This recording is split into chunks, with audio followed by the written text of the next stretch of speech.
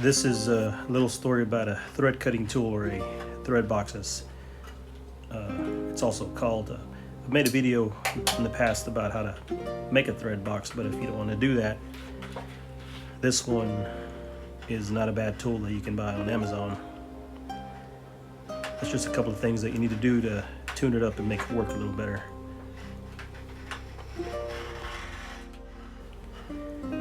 This cutter on this one isn't in the best shape, so I figured it'd be a good opportunity to get it back in shape and show you what to do with the blade when you buy a new one for yourself.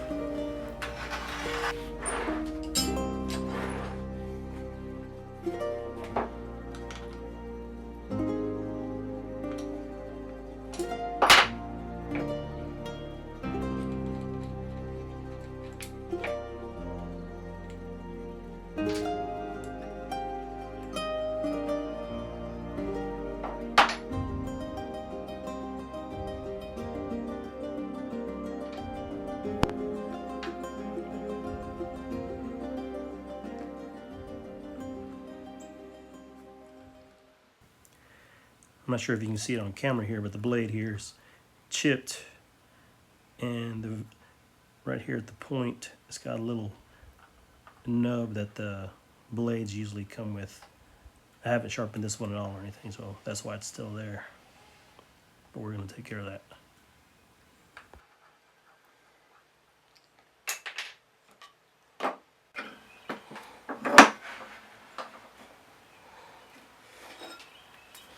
If you check your blade when you get it, it has a slight, I think, 75-degree angle. So we need to try to keep that as close as possible and keep both sides even. So it's best just to take your time, sharpen it, take it out of the vise, take a look at it, put it back and do it again until it's pretty much even and the chipping is gone.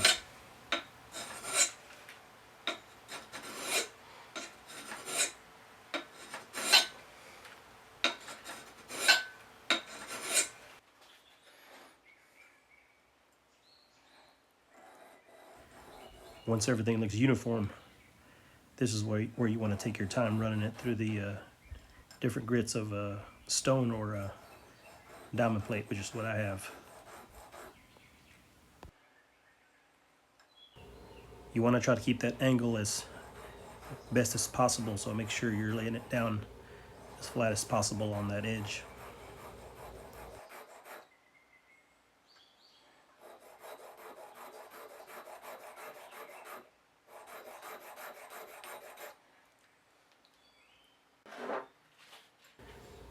Now, out of the whole blade, in my opinion, this is the most important part. That little point on the V. To sharpen that, you want to rock it back and forth, just like this. It's pretty much how you would do a gouge. Test it a couple of times on a piece of wood with the grain and across the grain. If it doesn't do anything across the grain, go back to that point and keep doing it until you start cutting. Once it starts cutting, you want to start bringing it up to the next grit over and over until you start getting a really smooth cut across the grain.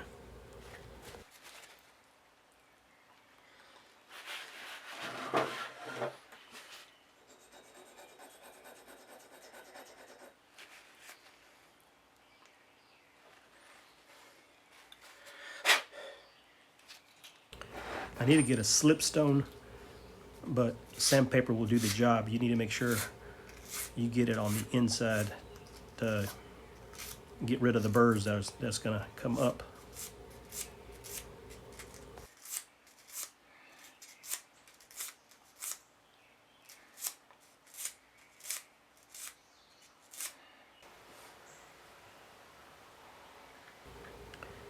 I don't think we'll be able to see it, but once you think you're pretty sharp, you want to hold it up to the light and look at the edge.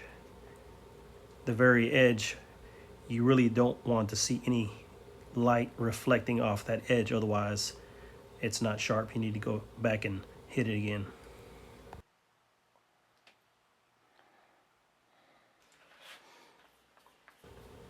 This is one of those things that I think it's underrated, a stropping pad. You'll be surprised how quickly you can bring up a blade again when it starts getting dull just by running it across a piece of leather with some compound on it.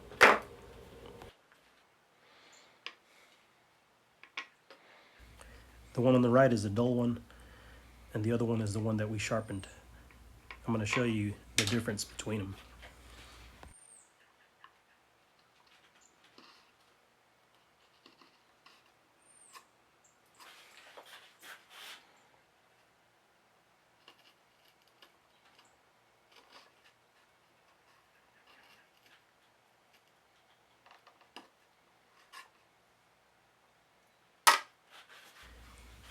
This is how it should cut. Not much effort. Even going across the grain doesn't require that much effort. I mean, I don't know if you can see, it's still causing just a little bit of chip, but I can take care of that by resharpening it. But this is how I should cut, curling the fibers just like this.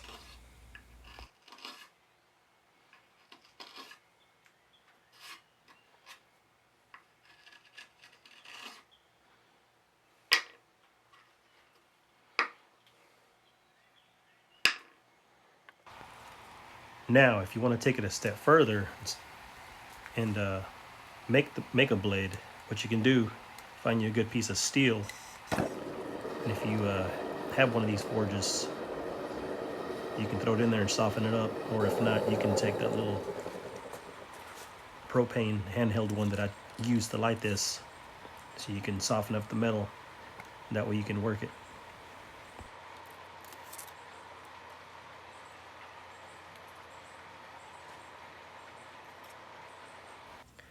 I filed this piece of metal down to the exact dimensions as the other one. That way, whenever we sharpen it, we can place it in the thread box and use it. Now what you want to do is start off with a good sharp hacksaw and cut that groove almost to the bottom and maybe about half an inch back or so.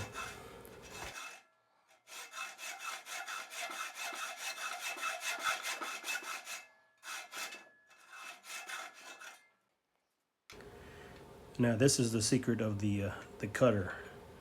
This little triangular equilateral file is a 60-degree angle, which is what you want whenever you want to make this cutter.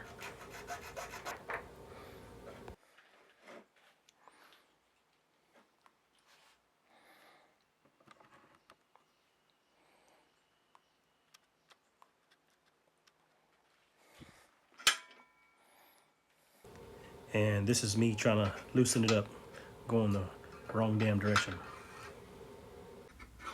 Later on, I went back over it again on the inside with the file just to get it a little bit deeper. I wasn't satisfied with the way it looked. Another little tip, if you don't know, this file has a safe edge on one side that I ground down, so whenever you're filing something like this, you're not cutting into that surface also.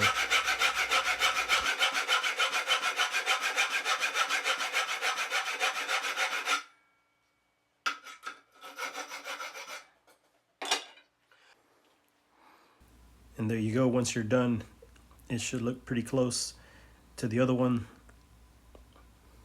And then all you have to do is heat treat it and go over it on the stones just like we did on the other one. And you got yourself a blade.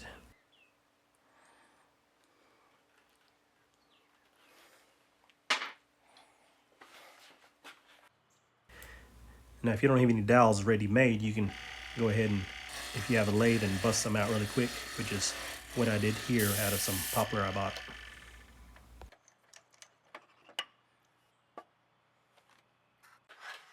So once you do all of that, the only thing that's left is to throw your cutter in the box and see how this thing rolls.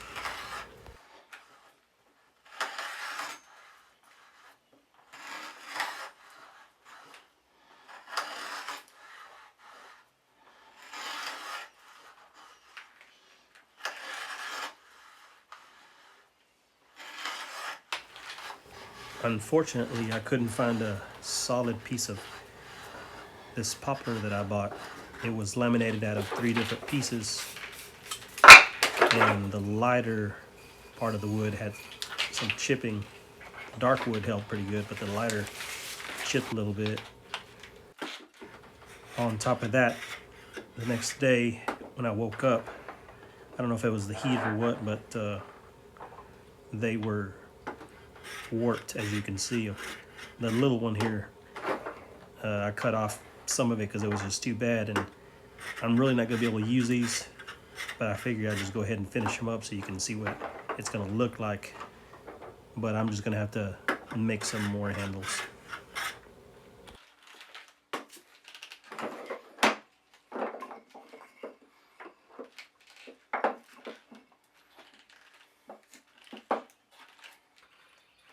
So this is just one of the things you can do once you learn how to make the screws.